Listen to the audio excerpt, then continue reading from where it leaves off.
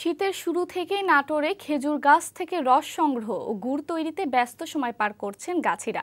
খেজুরের রস থেকে গুড় তৈরি ও তা বিক্রি করে বাড়তি আয় করছেন তারা। এদিকে জেলার চাহিদা মিটিয়ে এসব গুড় রপ্তানি হচ্ছে দেশের বিভিন্ন জেলা, এমনকি বিদেশেও।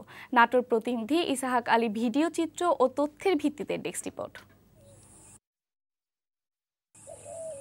শীতের আগমনের সাথে সাথে নাটোরের খেজুর গাছের মাথা চেঁচে রস সংগ্রহের কাজ শুরু করেন গাছিরা। খেজুরের রস পিঠা দিয়ে খাওয়ার পাশাপাশি গুড় তৈরিতে ব্যবহৃত হয়। শীতের বিকেলে গাছিরা খেজুরের গাছ চেঁচে ঝুলিয়ে দেয় শূন্য হাঁড়ি। পাখি ডাকা ভোরে সূর্য ওঠার আগেই গাছিরা রস ভর্তি হাঁড়ি নামিয়ে নেয় গাছ থেকে, আর সেই রস জাল দিয়েই তৈরি হয় গুড়।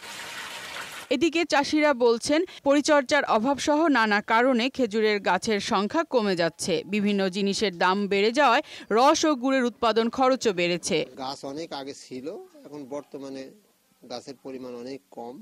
গুড়ের বাজার মোটামুটি আছে আর কি, আরেকটু ভালো হলে, বেশি হলে আমার এতে একটু ভালো হয় পড়তে হয়। এদিকে নাটোরে তৈরি খেজুরের গুড় বেশ উন্নত মানের হওয়ায় স্থানীয় চাহিদা মিটিয়ে চলে যায় ঢাকা, চট্টগ্রাম সহ দেশের বিভিন্ন প্রান্তে। অন্যদিকে মাটির পাত্রের পরিবর্তে পরিষ্কার প্লাস্টিকের বাটি ব্যবহার করায় গ্রাহকদের তা নজর কাটছে। প্লাস্টিকের বাটিতে দিলে এটা স্বাস্থ্যকর পরিবেশে হয়, এটাতে সুবিধা, অনেক কাজ করার সুবিধা, স্বাস্থ্যকর পরিবেশ থাকে।